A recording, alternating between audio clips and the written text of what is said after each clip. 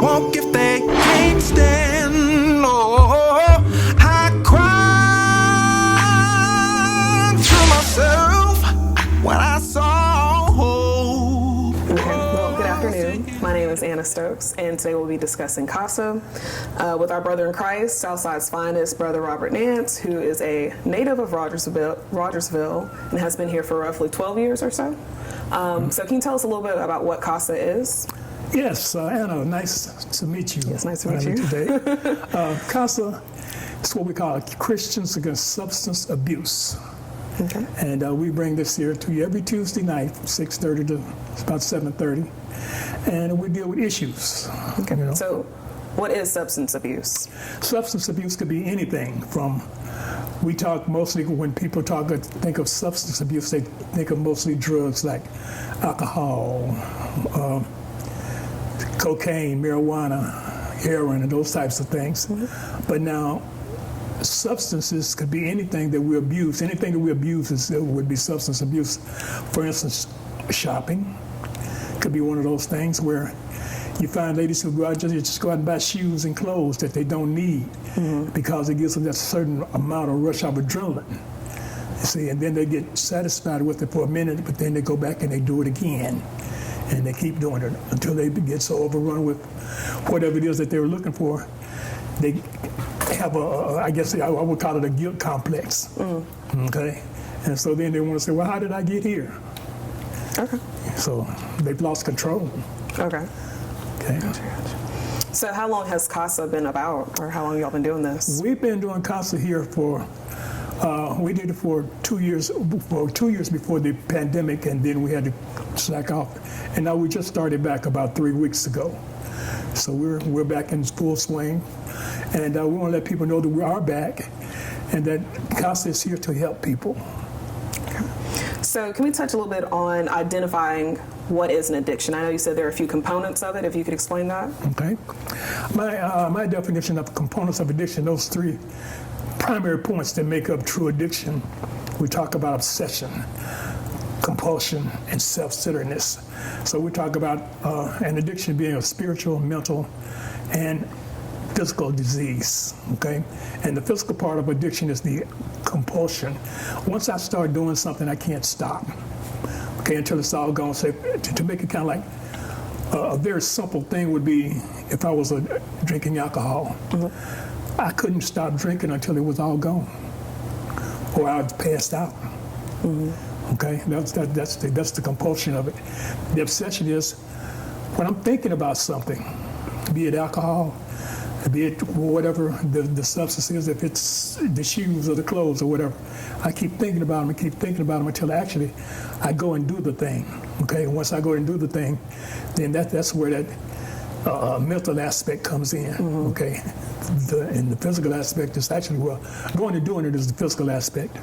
Okay, thinking about it is the obsessive portion. And the self-centeredness part of it is this: I do it to please myself. Whatever it is, I do it to please myself. We have people who do certain things, and like, if I'm doing something, and if I want you to participate and you decide that you don't want to participate with me, I get upset because this is all about me. If I'm using drugs, if you don't want to be a part of my drug use, then you're upsetting me. Mm-hmm. Okay? If I come in your house and I say, cousin, give me $100, and you don't give it to me, knowing what I'm going to do with it, I get upset. And I have a resentment against you, and I keep using that until once, after a period of time, it becomes like another disease in and of itself. Wow. Mm-hmm. And I get so angry and upset that I don't want to talk to you. Mm-hmm. And if you're not a friend of mine, sometimes I might want to hurt you. Mm-hmm. Okay? And then I keep doing those kinds of things like stealing it to get what I need, right? And when I do that, I'm developing a sense of having no conscience.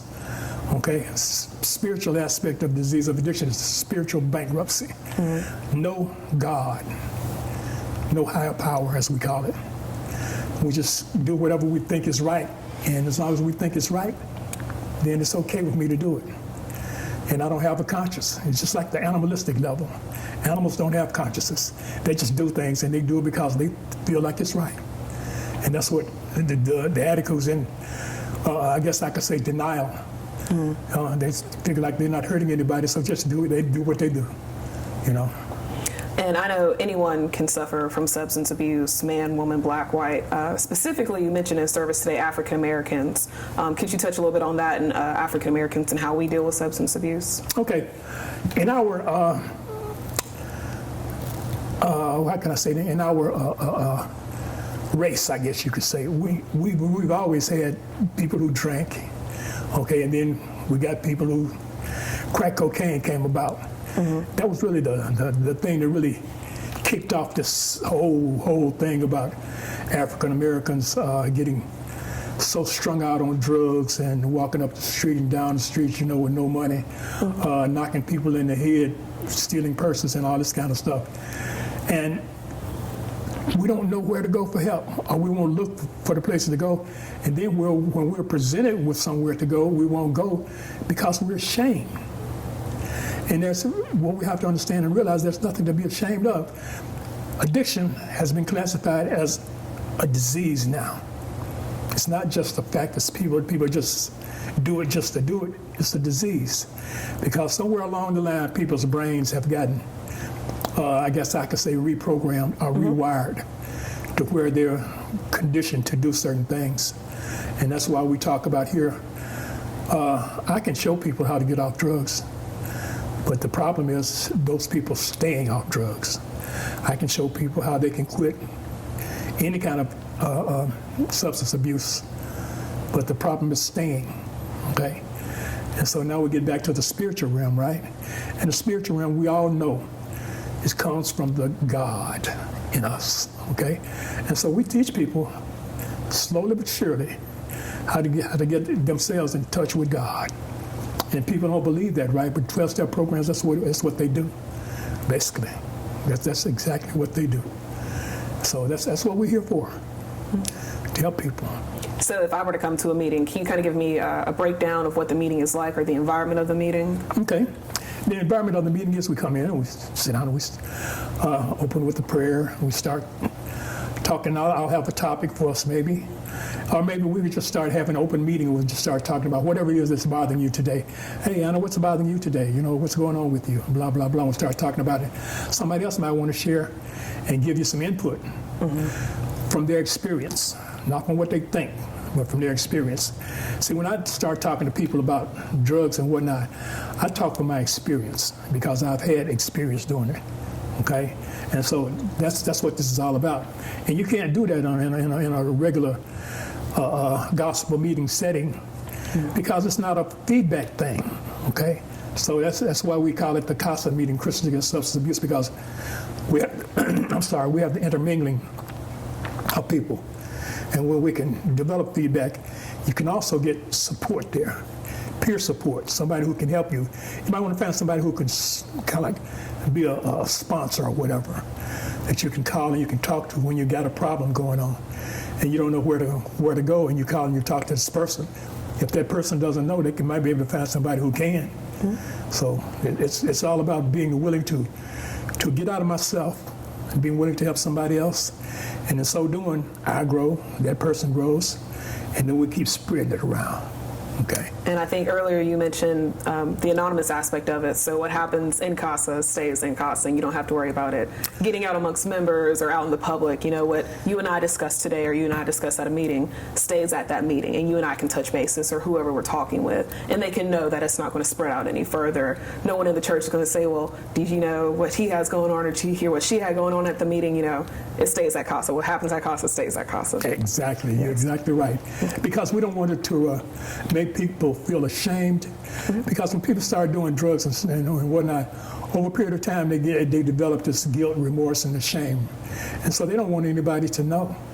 That's another thing that keeps people from coming to 12-step programs, because they feel like they don't want anybody to know what's going on with them.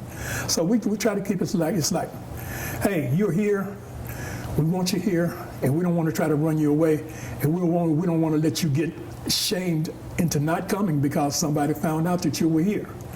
Because it's strictly for your benefit, and you might be able to help somebody else by coming.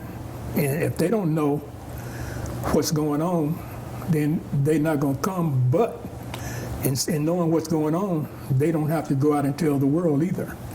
See, so it's like it's all about, it's kind of like a, I guess what we say, a mouth-to-mouth thing. That's what it is. You mentioned earlier, could you reiterate one more time the meeting times or when you all get together?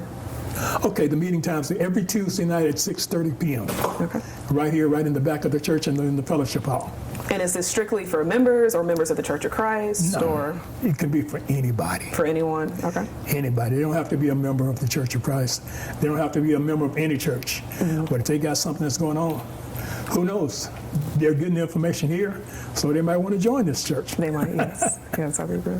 Well, I think that's enough for today. Thank you for leading this cause and being so passionate about it, and thank you for letting us put on this video to let everybody else know what we have going on and the opportunities that the church does offer and what we can do with C.A.S.A to help others in the community. Thank you.